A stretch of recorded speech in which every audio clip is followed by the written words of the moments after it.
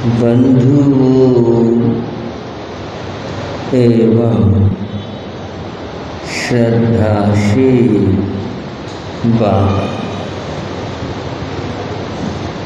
जैसा आप सभी जानते हैं कि आजकल नवपद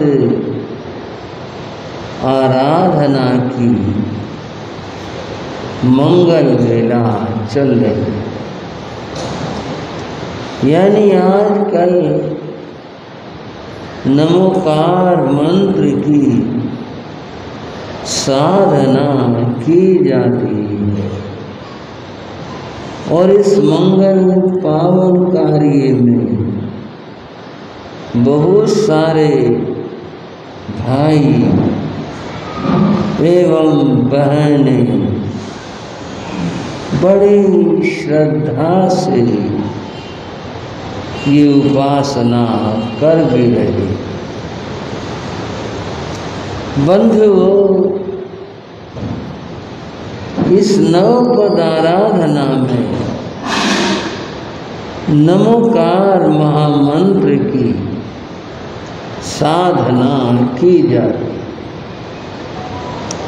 इसमें सबसे पहले हमने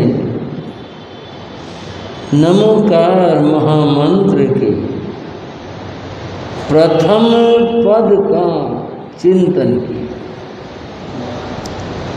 जैसा हो सका कुछ समझने का प्रयास किया। अब उसके बाद में पद आया नमो सिद्धाय। मैं सिद्धों को नमस्कार करता हूँ। यह इस दूसरे पद के अंदर बताया। सिद्ध भगवान कौन है और उनका क्या स्वरूप है, यह चर्चा चल रही।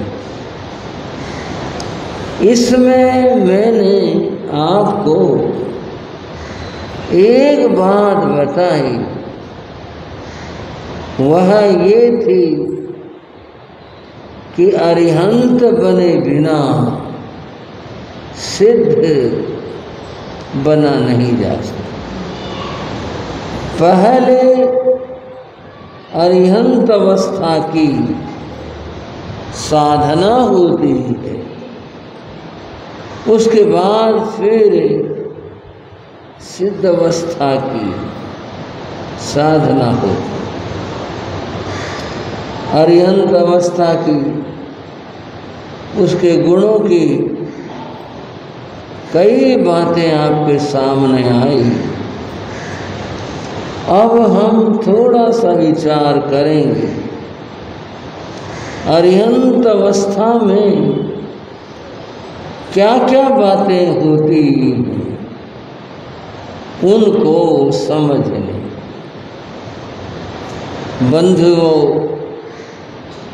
अरिहंत अवस्था तब प्राप्त होती है जब चार घात या कर्मों का क्षय हो जाए। और क्या प्राप्त होता है? उस अवस्था में जो 12 गुण हैं उनका प्राकट्य होता है, वे प्रकट होते। थोड़ा आगे चले, अरिहंतों के बाद में सिद्ध भगवान का नाम आता है, पद आता है। अरिहंत भगवान के बाद हम सिद्धों का सुमरण करते। अब इन सिद्धों का स्वरूप क्या है, ये थोड़ा सा समझ करके फिर तीसरे पद की चर्चा करें। हम और आप सिद्धों को समझना चाहते, वो कैसे हैं, क्या स्वरूप है उनका। परंतु उनके लिए शास्त्र में कहा सवे सरा नियटंती तक्का तथन विजय।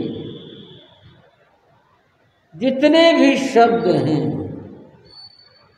जिनसे हम व्याख्या करते हैं किसी बात की, वो सारे के सारे शब्द उनका स्वरूप बताने में असमर्थ है। उनके द्वारा सिद्ध भगवान की व्याख्या नहीं हो सकती। सवे सरा नियटंती, कोई चीज फेंकी दीवार से टकराई तो वापिस, सारे जितने शब्द हैं स्वर हैं सबके सब वहां जाने में असफल है। तक्का तथन विजयी, और समझ लो कोई आदमी ये कहता मैं तर्क से सिद्ध करूंगा, तर्क से जानूंगा, तर्क से ऐसा होगा, वहां कोई तर्क नहीं। तक्का तथन विजयी, वहां कोई तर्क काम ही नहीं देता। कितने कोशिश कर लो, सिद्धों को तर्क के द्वारा समझने की समझा नहीं जा सकता। तो मेरे प्रश्न यह हुआ, आखिर उनका स्वरूप है क्या? बंधुओं, यहां एक बात समझना जरा, कुछ बारीक सी बात कोशिश कर रहा हूं उस बात को कहने की। किसी भी चीज की व्याख्या दो प्रकार से होती है भाइयों। कितने तरह कह रहा हूं मैं? दो तरह से होती। एक व्याख्या होती है सकारात्मक, एक व्याख्या होती है नकारात्मक। अब ये क्या चीज होगी? सकारात्मक नकारात्मक ये क्या होगी? ये ऐसे है, सकारात्मक तो उसे कहते हैं, हाँ ऐसा है। नकारात्मक कहते हैं, नहीं ऐसा नहीं, इस तरह का नहीं। ये सकारात्मक नकारात्मक दोनों ही किसी चीज को बताने का प्रयास है और व्याख्या का तरीका। जैसे यह मोहनलाल है, नाम वैसे दे रहा हूं, कोई नाम तो लेना पड़ता है। यह है मोहनलाल है, ये जो बात ये सकारात्मक हुई, हमारे सामने खड़ा है, ये मोहनलाल है, इस मोहनलाल है, ये यज्ञ दत्त है, ये धर्म दत्त है, ये ऐसा है, ये है सकारात्मक बात हुई। दूसरी नकारात्मक व्याख्या क्या हो? सोहनलाल खड़ा है और हम कहते हैं यह है मोहनलाल नहीं, यज्ञदत्त नहीं है, धर्मदत्त नहीं है, या अमुक नहीं है, तो है कौन? हाँ बताओ कौन है? ये जितना मैंने नाम लिया वो तो है नहीं ये। तो फिर व्यक्ति कहाँ पहुँचता और कहाँ क्या कहता? तो फिर ये अमुक होगा। जब ये भी नहीं है, ये भी नहीं है, तो ये होती है किसी चीज की नकारात्मक व्याख्या। नकारात्मक व्याख्या सकारात्मक से व्यापक होती है। अब हम बात करते हैं, जरा समझो बात करते हैं सिद्धों की। सिद्ध कैसे हैं? कह नहीं सकते। अब दूसरी तरह से व्याख्या करते हैं। न दीहे न हस्से न तन से न चौरन से न परिमंडले। अब बता रहे हैं सिद्ध भगवान कैसे होते हैं। सिद्ध भगवान को लंबा नहीं कह सकते, छोटा भी नहीं कह सकते, और त्रिकोण नहीं कह सकते, चतुष्कोण नहीं कह सकते, गोल नहीं कह सकते, आयत नहीं कह सकते, ये कुछ भी नहीं है। आप देखो व्याख्या कर रहे हैं, ये कुछ भी नहीं है। और क्या? न किन्ने न नीले न लोहिए न हालिते न शुक्ले, वो काले भी नहीं है, नीले भी नहीं है, लाल भी नहीं है, पीले भी नहीं है, श्वेत भी नहीं है। अर्थात वहां कोई रंग होता ही नहीं किसी तरह। तो फिर क्या होता है? क्या होता है ये तो आप सोचोगे। हम तो इतना रंग जानते हैं, इससे आगे तो कुछ नहीं होता। बाकी जितने रंग मिले जुले होते हैं वो भी नहीं है, ऐसे भी नहीं है। तो और क्या है? न सुभी गंधे न दुभी गंधे, न वो सुगंध रूप है और न वो दुर्गंध रूप है, इस रूप में भी नहीं है। और कैसे है वो? वो तो जितनी तरह के रस होते हैं, तीखा, कड़वा, कसैला, खट्टा, मीठा आदि, वो इस रूप में भी नहीं है। तो और कैसे होते हैं? 8 स्पर्श होते हैं, वो उनमें से कोई भी स्पर्श वाले नहीं है। समझ रहे हो श्रावण की बात? सिद्ध भगवान का इनमें से कोई भी रूप नहीं होता। अगर एक दुनिया का आदमी हो, हमारे लिए बड़ा आसान उसको बात करना। क्या भाई, हम एक ऐसे आदमी की बात कहते हैं और कहते हैं भाई यज्ञ दत्त यहाँ पर आएगा, भाई कैसा होगा? एक लंबा सा आदमी होगा। अच्छा भाई हम ध्यान रख लेते हैं, एक लंबा सा आदमी आया, हमने समझ लिया हाँ भाई यही यज्ञ दत्त। किसी ने कहा वो छोटा होगा कद का, हम समझ लें काला होगा, गोरा होगा, कैसा होगा हम समझ लें। अब एक भी इनमें से कोई रूप ना हो तो क्या समझे? सिद्धों में इनमें से कोई भी रूप, कोई वर्ण, गंध, रस, स्पर्श इनमें से कोई भी पाया ही नहीं जाता। फिर और कैसे होते हैं? न इथे न पुरुष, न वो स्त्री है, न वो पुरुष है, न वो नपुंसक है, वो इनमें से कुछ भी नहीं है। क्या चीज है? फिर क्या कहा जाए उनके बारे के अंदर? अंत में कहा उपमा तत्थ न विजयी, कोई उपमा, कोई शब्द है ही नहीं जिसके द्वारा हम ये कह सकें ऐसे होते हैं। फिर कैसे होते हैं? तो ये तो ज्ञान का विषय है, ज्ञान के द्वारा जाना जा सकता है। इन संसार की उपमाओं में से तो कोई भी एक उपमा है ही नहीं जिसके द्वारा ये कह दे कि सिद्ध भगवान ऐसे हो। लोकस्य का पाठ हम पढ़ते हैं बंधुओं, हम लोकस्य का पाठ पढ़ते हैं। लोकस्य के पाठ के अंदर आता है चंदेशो निम्नलहरा। हाँ जी भाइयों, क्या बोलते हैं? चंदेशो, चंद्रमा से भी ज्यादा निर्मल, चंद्रमा की चांदनी से भी ज्यादा निर्मल। अब इससे ज्यादा हमारे पास और कोई चीज नहीं बता सके भाई ये चीज होगी। आई चेसो एवं पयासैरा आदित्येषु, सूर्य के प्रकाश से भी ज्यादा जो तेजस्वी हैं। सागर वर गंभीरा, सागर से भी ज्यादा गंभीर हैं। ऐसे सिद्ध भगवान सिद्धा सिद्धि मम दिशंतो, हे प्रभु, हे परमात्मा, ये सिद्ध गति हमें भी प्राप्त हो। सिद्धों को बंधुओं शब्दों के द्वारा नहीं समझा जा सकता। सिद्धों को तो केवल ध्यान से, ज्ञान से ही समझा जा सकता है। इनमें से किसी चीज के द्वारा, शब्दों के द्वारा उनकी व्याख्या नहीं हो सकती। बात को थोड़ा सा अपने करीब लाते हैं समेटने में। अर्यंत और सिद्ध ये दोनों परमात्मा समझने के लिए अर्यंत साकार परमात्मा है, देह युक्त है और विद्यमान है संसार के अंदर। जो सिद्ध है वो देह रहित है तथा वो निराकार है। उनका कोई आकार, कोई प्रकार कुछ नहीं होता।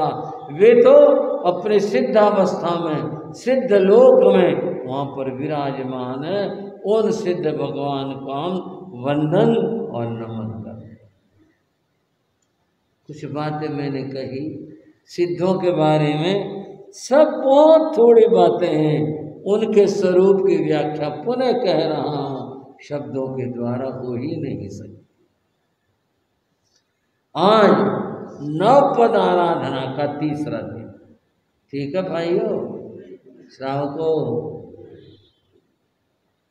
नमोकार आराधना में तीसरा पद है नमो आयर्याणम। बोलो, ये तीसरा पद। मैं आचार्यों को नमस्कार करता हूं। आचार्य कौन होते? आचार्य किन्हें कहें? अगर इसकी हम सहज से व्याख्या करें, यूं कहेंगे धर्म नेता। एक तो राजनीति में नेता होते हैं, समाज में नेता होते हैं, धर्म जगत का जो नेता है वह आचार्य। यह इसके सहज से व्याख्या हुई। वे आचार्य कौन है? आचार्य वह है जो धर्म जगत का नेता। आचार्य के संबंध के अंदर उनके स्वरूप के बारे में जैन धर्म में भी और वैदिक परंपरा में भी बहुत बातें बता, क्योंकि परमात्मा की बात तो हमारी पकड़ से बाहर है, चिंतन का विषय है। जो आचार्य है वह तो हमारे सामने है, उसके स्वरूप को समझना उन सब की तुलना में आसान भी है, लेकिन गहराई कितनी है यह हमें देखना होगा और उस गहराई में चलना होगा। एक संस्कृत ग्रंथ है, उस ग्रंथ का नाम है निघंटु शब्दकोश। उसके अंदर वेद के शब्दों का अर्थ है। समझो वैदिक डिक्शनरी है, उसमें अर्थ बताए गए। तो उसमें आया आचार्य कस्मात। आचार्य किसे कहते हैं? आचार्य किसे कहते हैं? आचार्य के बारे में बता आचनोति अर्थ। पहली बात तो आचार्य की ये है जो आचार को धर्म को धारण करता है और दूसरों को धारण करवाता है।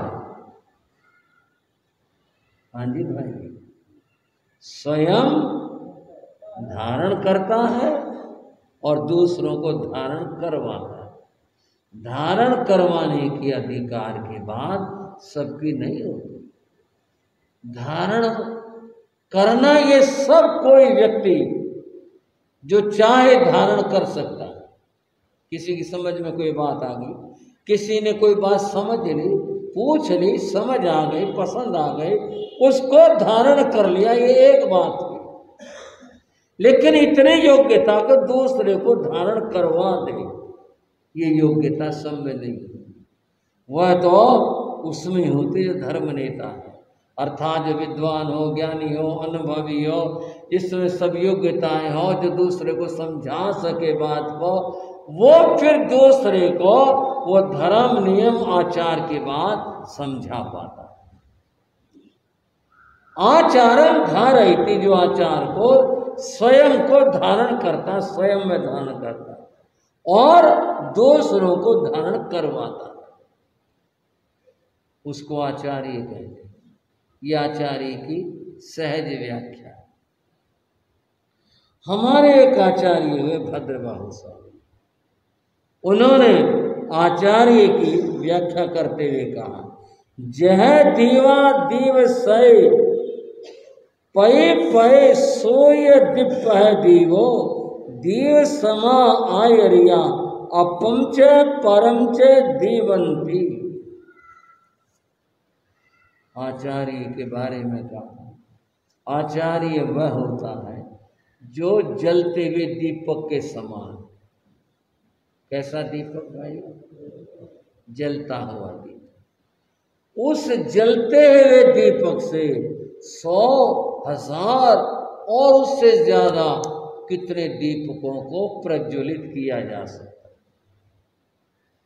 अगर वो दीपक खुद ही नहीं जल रहा हो, बुझा हो, उठा लिया हमने, बुझा हुआ है या जलाया ही नहीं गया, लेकर उसे लगाते रहो, कुछ होगा? क्या होगा? जो स्वयं प्रज्वलित है, पहली बात, पहली शर्त है, जो स्वयं प्रज्वलित हो वह जलता हुआ दीपक हजार बुझे हुए दीपकों को जला सकता है। तो कहा देव समा आयरिया, आचार्य उस जलते हुए दीपक के समान होते हैं, जो स्वयं प्रकाशमान है और दूसरों को प्रकाश बांटते हैं, वो आचार्य होते हैं। अगर खुद प्रकाशमान नहीं है तो दूसरों को प्रकाश कैसे बांटेंगे? बांट नहीं पाएंगे। तो आचार्य कौन? जो आचार को, धर्म को, नियम को, सबको अपने जीवन में धारण करता है और दूसरों को धारण करवाता है, वह आचार्य होता है। दीव समायरिया, दीपक जलते दीपक के समान आचार्य हो। मैं निघंटु शब्दकोश की व्याख्या बता रहा, उसने कहा आचारम धारयति, स्वयं धारण करता है और दूसरों को धारण करवाता है। ये तो एक बात हुई, समझ में आ गई। ठीक है जी, आचार्य जो स्वयं ज्योतिमान है और दूसरों को ज्योतिर्मान करेगा ही करेगा, कर सकेगा, ठीक बात है। पर वहां एक और बात बताई गई जिससे सब लोग परिचित नहीं होंगे। वो क्या बात बताएंगे? अर्थान ग्राह्यति, जो धर्मशास्त्रों के अर्थों को जानता है, धर्मशास्त्र के अर्थों को जो जानता है, और क्या जानता है, किस समय में किस अर्थ का प्रयोग करना चाहिए, यह मुश्किल काम है। अर्थ जानना भी मुश्किल है, परंतु अर्थ भी जान ले, लेकिन ये जानना कि इसका प्रयोग कब कहाँ करना चाहिए, ये सब नहीं जानते। और जो जानते हैं वो आचार्य होते हैं। अब इस बात का मतलब कब कहाँ प्रयोग करना चाहिए, बंधुओं, इस बात का अर्थ है देश काल परिस्थिति, देश काल और परिस्थिति। हम कहाँ खड़े हैं, कौन से देश में खड़े हैं, यहाँ की क्या स्थिति है, काल कौन सा समय है, उस समय हालात क्या हैं, जो इन बातों को सोच करके निर्णय देता है कि यहाँ पर ऐसा कर लिया जाए, ऐसा कर लेना चाहिए, तो वह आचार्य होता है, इस बात का निर्णय दे सकते। देश की तो बात यह है, एक व्यक्ति हम कल्पना करते हैं महाराष्ट्र, गुजरात उस तरफ रहता है कि जहाँ सर्दी बहुत ही कम होती है, और एक व्यक्ति के जम्मू और कश्मीर में उस तरफ रहता है, वहाँ ठंड बहुत होती है। दोनों के आचार में समानता कैसे हो सकती है? जब सर्दी होगी उसे तो बहुत कंबल चाहिए ओढ़ने के लिए और उसको चादर ही पर्याप्त है, समानता तो नहीं हो सकती। आचार्य व्यवस्था देते हैं उस देश की स्थिति के अंदर अगर उसने 2 कंबल भी ओढ़े हैं तो भी वो अपने आचार में है, और उसने एक भी नहीं ओढ़ा तो भी वो ऐसा, ये नहीं वो श्रेष्ठ हो गया और वो निकृष्ट हो गया। देश की बात है, वहाँ उस बात की जरूरत है, वहाँ उस बात की जरूरत नहीं है। यही बात काल की होती है, यही बात परिस्थितियों की होती है। क्या परिस्थिति बनी है, तब क्या हालात है वहाँ के, उस समय में निर्णय लेना, ये बात आचार्य की होती है। जो ये सब कर सके वो आचार्य है। आचार्य को समझने के लिए छोटी सी कहानी। एक राजा था, एक दिन उस राजा के सिर में दर्द हो, सिर दर्द हुआ तो राजा था तो मामूली बात नहीं, हलचल हो गई एकदम से, महलों में भी मंत्री और सब आए गए, राजा साहब के सिर में दर्द हो गया। वैद्य को बुलाओ। और फिर राजा के सिर दर्द का मामला, वैद्य भी साधारण कैसे आता, राज वैद्य, बड़ा वैद्य बुलाया गया। वो आया, आकर उसने सब देखा। अब तो रेडीमेड का ज़माना, सारी चीज़ें बनी आती हैं। पहले तो वैद्य लोग खुद बनाते थे। उसने नुस्खा लिखवाया, लिखो भाई, अभी दवाई बनाते हैं। एक कल्पना करते हैं, मुट्ठी भर मोती लाओ, सुच्चे मोती होने चाहिए बिल्कुल, वो लाओ, और मूंगा लेकर के आओ, और बता दिए ऐसी बहुमूल्य चीज़ें, कई दवाइयों के नाम बता दिए जो बहुत मुश्किल से मिलती है, बहुत महंगी मिलती है। 5-7 चीज़ें सब मिला करके वो इनको रगड़ो, गुलाब जल में रगड़ो, ऐसे रगड़ो, इतनी बार रगड़ो, ऐसा करो। कहने का अर्थ यह है वो नुस्खा भी 1 लाख का, 2 लाख का, पता नहीं कितने का बना। तैयार हो गया। तैयार होने के बाद वैद्य ने पुड़िया बनाई, ये आपको लेनी है, और कुछ उसमें से बनाया, इसका लेप करो सर के ऊपर। राजा ने ऐसा ही किया, पुड़िया ले ली, लेप किया। वैद्य बोला आराम करो आप, कल मैं आऊँगा फिर बता। दूसरे दिन वैद्य आया, पूछा कैसी तबीयत, बहुत आराम पड़ा, बस अब तो थोड़ा सरहरा है तो सही, लेकिन थोड़ा है, बस बहुत आराम हुआ। मैं तो फटा जा रहा था सिर, इतने ज़्यादा पीड़ा थी, इतना ज़्यादा कष्ट था। वैद्य बोला कल वाला नुस्खा ही चलेगा। तो कल बताया था, बनाया था, वो सारी चीज़ें थी, कल किया, और नहीं मंगाई, पीसी करी वो सब, वो फिर लाखों में तैयार हुआ। वही बात, एक पुड़िया खाने को दी और बाकी लगाने को दिया, और कहा कि मैं कल आऊँगा देखूँगा। वैद्य चला गया।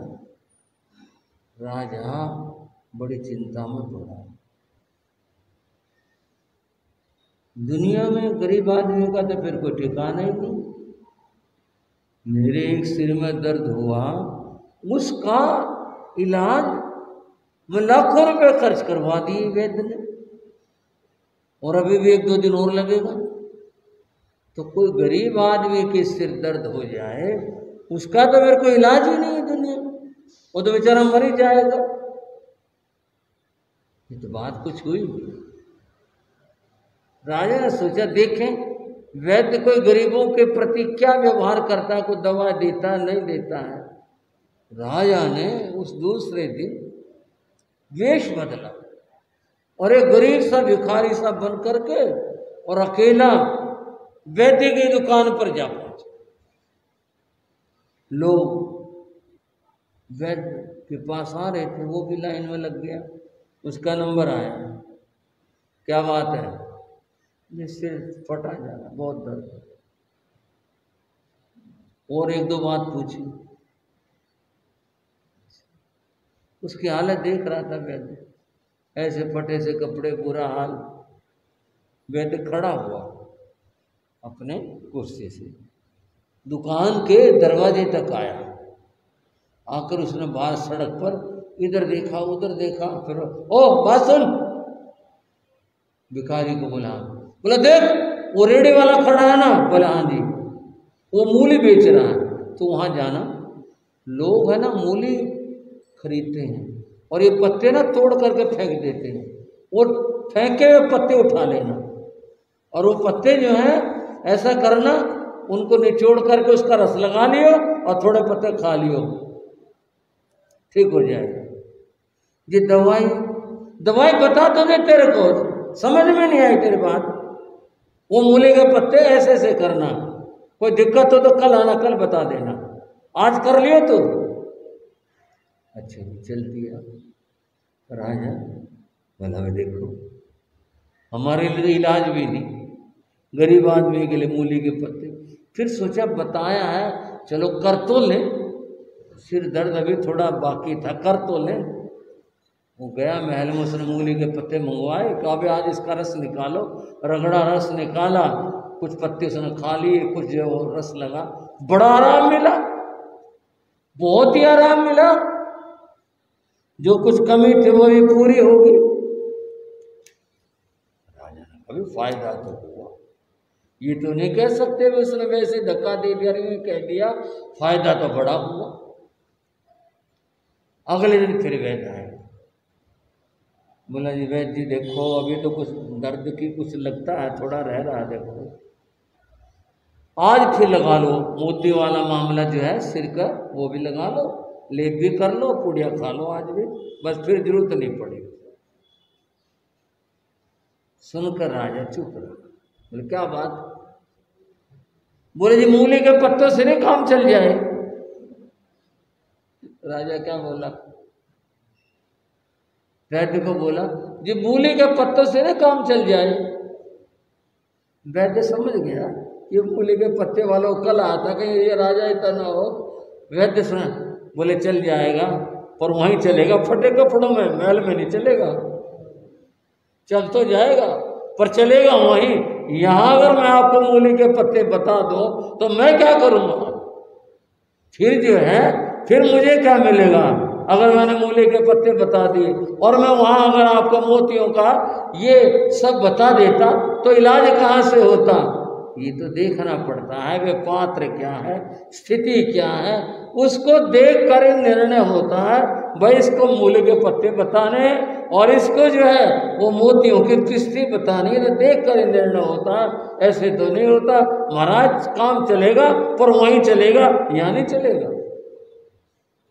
बंद हुआ वैद्य की बात आपने सुनी और आप इस बात तक पहुंचे कि फायदा मूली के पत्तों ने भी किया और फायदा लाभ मोतियों की पिस्ती से भी हुआ पर ये वैद्य का निर्णय था वे कहाँ मूली के पत्तों की जरूरत है और कहाँ मोतियों की पिस्ती की जरूरत। बात थी आच मोती अर्थान, जो शब्द के अर्थ को निकालता है और बताता है कि भाई यहाँ क्या जरूरत है, कौन सा अर्थ लिया जाए, यहाँ पर किसकी जरूरत है, ये काम आचार्य का होता है, सामान्य व्यक्ति का नहीं होता। और फिर वो देखता है इस व्यक्ति को क्या अपेक्षा है, इस साधक को क्या बताना चाहिए। सबकी योग्यता क्षमता एक जैसी नहीं होती, योग्यता के अनुसार आचार्य निर्णय देते कि ऐसा करें। बंधुओं, इन महान आचार्य ऐसे इन महापुरुष के बारे में जो व्याख्या की गई बताया गया, इनके आचार्य के गुण 36 होते हैं। कितने होते हैं भाई? 36 गुण होते। और वो 36 गुण क्या होते हैं? पंच इंद्रिय संवरणो तह नव्य बम्बचेर बुद्धि धरो चव्य कषाय मुखो ये 18 गुण ही संयुतो पंच महावे जुतो पंचवी आयार पालन समतो पंच संयुक्ति गुतो 36 गुणों गुरु मध्य। ये 36 जो बात बताई इन 2 गाथाओं के अंदर ये आचार्य के गुण बताए। और थोड़ा सा समझने के लिए पंच इंद्रिय संवरणों, 5 इंद्रियों का, अपने 5 इंद्रियों का निग्रह करने का, जिसमें ये योग्यता है जो 5 इंद्रियों का, अपनी इंद्रियों का निग्रह कर सके। संसारियों की बात ये कि जो आदमी ऊंचे पद पर चला गया, लोग क्या समझते हैं बस इसके लिए तो सारी छोटो, अजय महाराज आप तो बड़े हो, आप तो कुछ भी कर लो, आपके लिए थोड़े मनाई है, ये तो छोटों के लिए मनाई है। छोटों के लिए तो मनाई होगी, बड़ों के लिए छूट होगी। ये कौन सा धर्म और आचार हुआ? ये तो सब पंच इंद्रिय संपन्न, जो नियम छोटों को है वो बड़ों का भी है, उनको भी पालन करना होगा। 5 इंद्रियों का निग्रह करने वाला, 9 बाण सहित ब्रह्मचर्य के आराधना करने वाला, 9वीं है ब्रह्मचर्य गुत्ती धरो। और बंधुओं बात बताई गई 24 कषाय मुको, 4 कषाय क्रोध मान माया लोभ, इनके ऊपर विजय पाने वाला। बातें बहुत सारी। बड़े आदमी का तो क्रोध में माफ हो, हमें बड़े आदमी हैं, क्यों नहीं धमका सकते हैं, बड़े आदमी यूँ कर सकते हैं, भला क्रोध करने की छूट कौन से शास्त्र ने दे दी। यहाँ जो बताया वो यह बताया, चारों कषायों को जीतने वाला और पंच महाविजितो 5 महाव्रतों की सम्यक प्रकार से आराधना करने वाला। बंधुओं, ये जो गुण है पंच महाविजितो, पंचवी आयार पालन समत्तो, ज्ञानाचार, दर्शनाचार, चरित्राचार, तपाचार, वीर्याचार, ये जो 5 प्रकार के आचार हैं जो आचार्य के हैं, इनका सम्यक प्रकार से जो पालन करता है।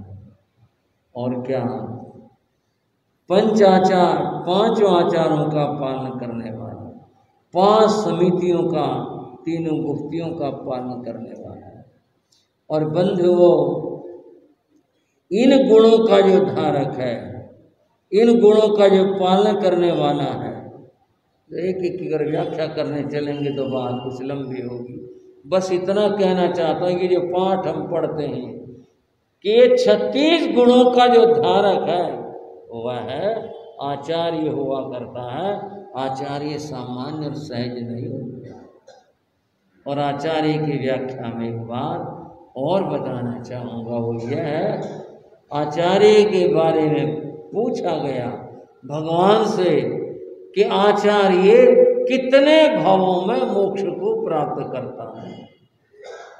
भगवान ने कहा, सम्यक प्रकार से आचार धर्म का पालन करने वाला जो साधक है आचार्य है, वह 2 और 3 भवों में मोक्ष को प्राप्त कर लेता है। इतनी बड़ी हस्ती, इतनी बड़ी चीज आचार्य होता है, लेकिन इन गुणों का धारक हो तभी बात बन पाएगी। ऐसा नहीं कि नाम तो रखवा लिया और लेकिन गुणों की आराधना और गुणों के परिपालना न हो, फिर बात नहीं बन पाती। नमोकार मंत्र का ये 3रा पद है। इसका वर्ण जो है पीला होता है, इसके गुण 36 होते हैं। तो इस दिन पीले रंग की माला से उसी पीले भाव को सामने रखते हुए और 36 मालाओं का नमो आयर्याणं पद का जाप किया जाता है। भोजन भी पीले वर्ण का होता है। इस तरह करते हैं। बहुत सारी बातें छूट जाती हैं समय स्थिति के अनुसार। आज थोड़ा सा और जल्दी कर रहा हूँ। इस तरह जो पालन करता वो आचार्य वंदनीय, पूजनीय, अर्चनीय होते हैं। उनके प्रति श्रद्धा रखनी चाहिए और यूँ आत्म कल्याण करने वाले अपना दूसरे का आचार्य भगवान। नमोकार मंत्र की महिमा की बात चल रही और एक कथा के माध्यम से चल रही है और वो कथा आप सुन रही हैं। बात करते हैं। एक दिवस राजा मंत्री संग गए घूमन राजोद्यान। देख वहाँ पर कोढ़ी डेरा हुए थे विस्मित मन हैरान। एक कोढ़ी को सारे कोढ़ी उम्बर राणा कहते थे। यानी उम्बर राणा की आज्ञा में बस रहते थे। देख के उम्बर याद आ गई, मैं ना सुंदरी ना फरमानी। सुनो सुनो जग वालो तुम नमोकार की अटल कहानी। सुनो सुनो जग वालो तुम नमोकार की। राजा ने उम्बर से पूछा, कौन देश के राजा हो और कहाँ पर राजधानी है राजा हो। अंबर बोले काहे के राणा काहे के राजा हे राजन। कर्मों के खेल निराले कर्म ही है सुख दुख कारण। सुख के दिन तो बीत गए हैं दुखों में बीते ये जिंदगानी।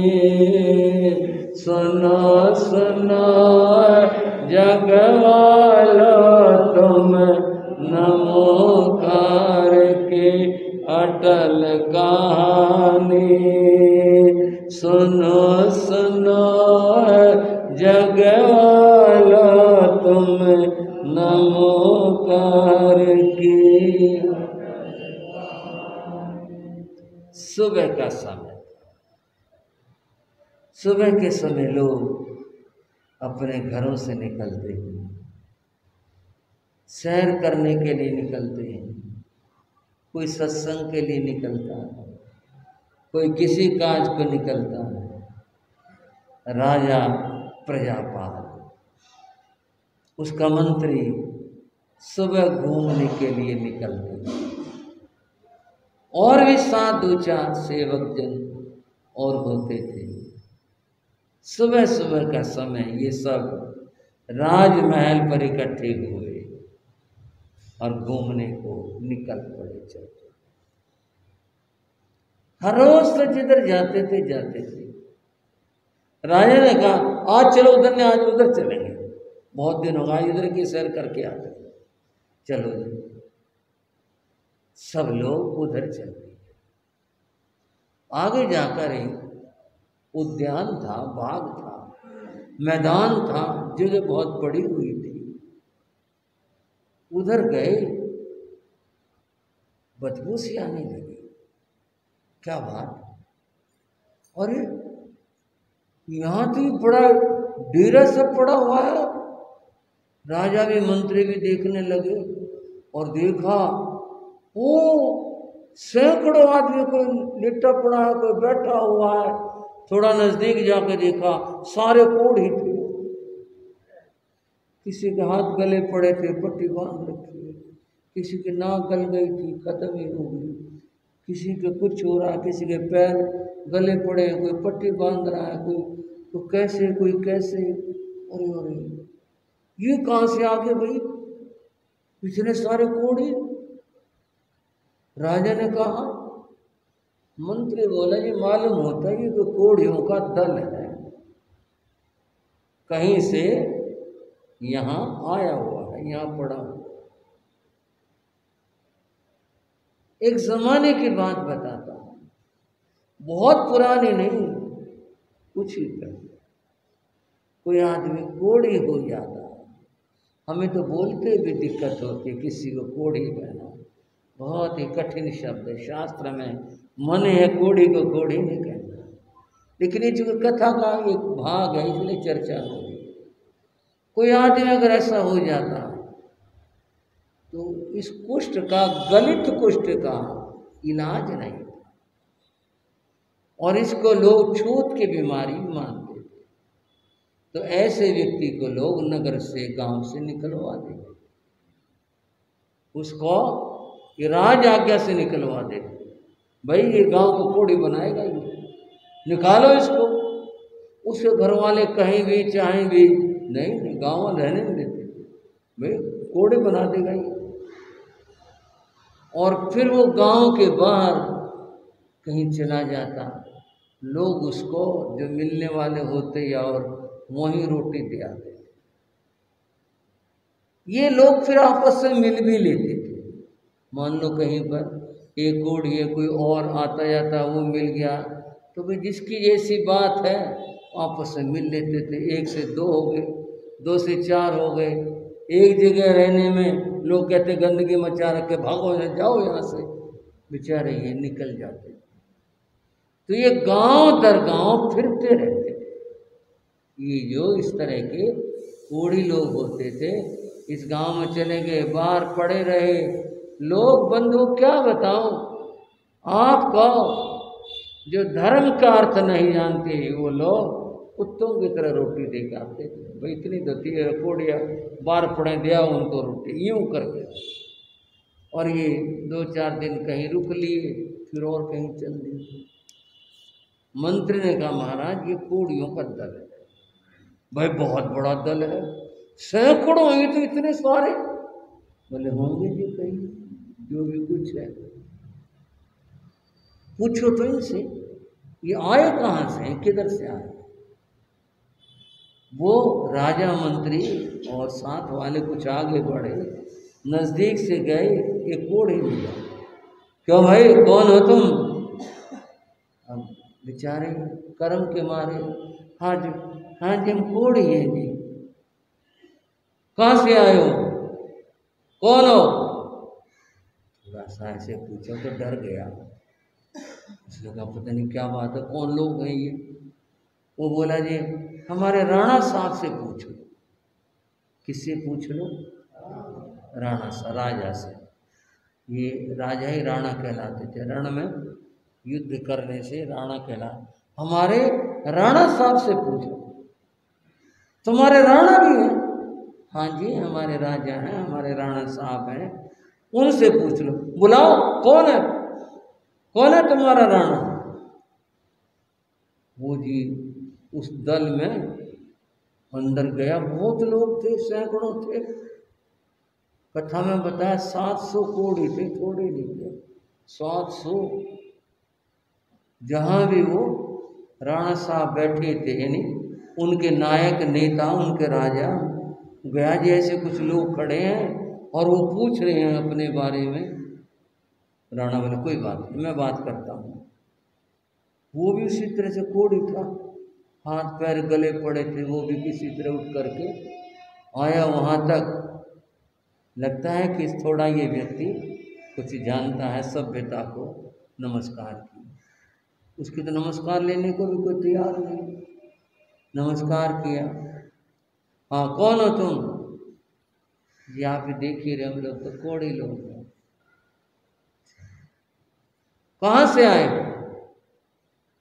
ये हमारा तो कोई ठिकाना तो है नहीं, पिछले गांव में वहाँ हमारा डेरा था, वहाँ से यहाँ गए, यहाँ से और जाएंगे, हमारा कोढ़ियों का कौन ठिकाना, तो ऐसे ही फिरते फिरते हैं। तो क्या नाम है तुम्हारा? मेरा नाम उम्बर है, नाम बता।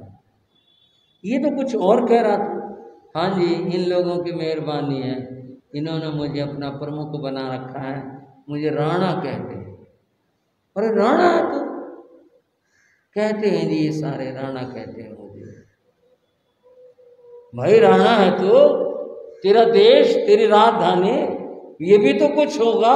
कहाँ वो सब तेरे राज राजधानी? अजी महाराज काहे की राजधानी, काहे का राज, कर्म के मारे मरे पड़े।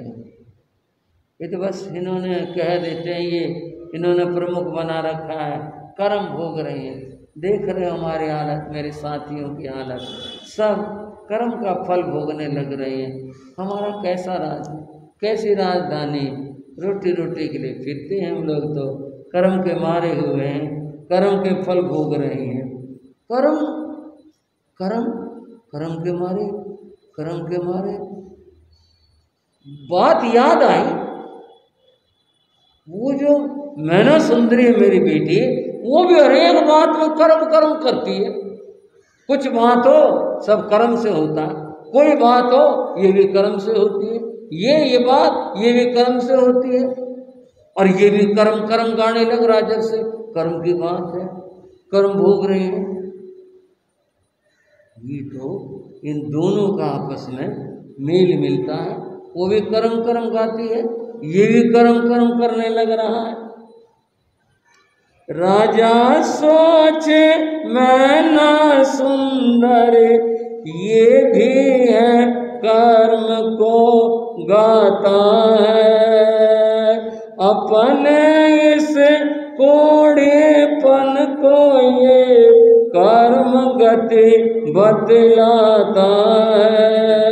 इसे के संग मैना सुंदरी का अब तो ब्याह रचाऊंगा, मैं न सुंदरी कारवाद का उसको मजा चखाऊंगा। झूठे मद में फंसे पिता है, भूल गया निर्दय अभिमानी। सुनो सुनो जगवालो तुम नमोकार के अटल कहानी। सुनो सुनो जगवालो तुम नमोकार की अटल कहानी। ये तो बड़ी अच्छी जोड़ी बन सकती है। वो भी करम करम गाती, ये भी करम करम गा रहा है।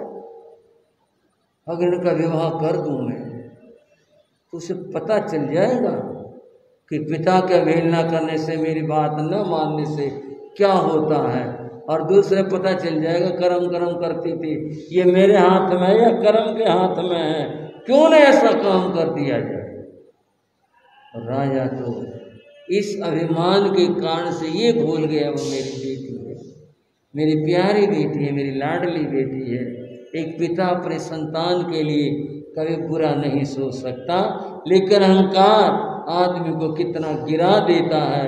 और वह क्या मन में कहता है, इसका विवाह उसके साथ कर देने से, देखो मेरी बात फिर ऊपर आएगी, मैं पूछूंगा कहाँ गए तेरे कर्म, क्या हुआ, फिर पूछूंगा मुझसे। अच्छा, और फिर क्या है तुम्हारा भाई प्रोग्राम? महाराज आपकी दया होगी तो यहाँ कुछ दिन पड़े रहेंगे, फिर तो चले जाएंगे। पहले कहोगे पहले चले जाएंगे। नहीं नहीं नहीं, यहाँ रहो। मंत्री ने बताया हमारे महाराज हैं उज्जैनी के, उसने नमस्कार किया, बोले जी आपकी दया है। हाँ हाँ कोई बात नहीं, तुम रहो, तुम्हारा खाना हम भिजवा देंगे, जाना मत हमारे कहीं बिना, तुमने यहीं रहना है। बड़ी दया होगी जी महाराज आपकी, अगर आप इतना हमारे लिए कर दोगे, खाना भिजवा दोगे और आपके दया में हम कुछ दिन यहाँ काट लें, रह लें। हाँ बस ठीक है, तुम यहाँ रहना, हमारे पूछे बिना मत जाना, भोजन भिजवा देते हैं तुम्हारा, ठीक है। ये कहकर राजा मंत्री वो सब चल पड़े। राजा बड़ा गंभीर था, अब ये काम करना है, ये तो निश्चित रूप से करना है। राजा चल रहा है, दिमाग उधर लगा हुआ है। मंत्री से, मंत्री इनका खाना भिजवा देना भाई, ये बता रहे थे 700 आदमी है। बोले हमारा खाना भिजवा, हाँ जी भिजवा देंगे, आप क्या क्या चाहिए, ठीक है। और यूँ सोचता हुआ राजा महल में पहुंच गया। अब ये बात करें कैसे, बात बने कैसे, कहीं ऐसा न हो चर्चा की बात बन जाए, कहीं ऐसा न हो कोई विद्रोह हो जाए। काम भी जरूर करना है, उसको मजा चखाना है। मैंने सुंदरी को भरी सभा में उस दिन उसने कह दिया कि जो कुछ कर्म से होता, कोई कुछ करने, अब बताऊंगा मैं उसको कि कर्म से क्या होता और मेरे करने से क्या होता है। ये मन में सोची है, उसने क्या चक्र चलाया, क्या रचा, आगे के समय में आप सुनोगे। मैना सुंदरी की इस कथा को और नमोकार मंत्र की महिमा को आप सभी लोग इस तरह से धर्म लाभ लेते हुए आगे बढ़ेंगे।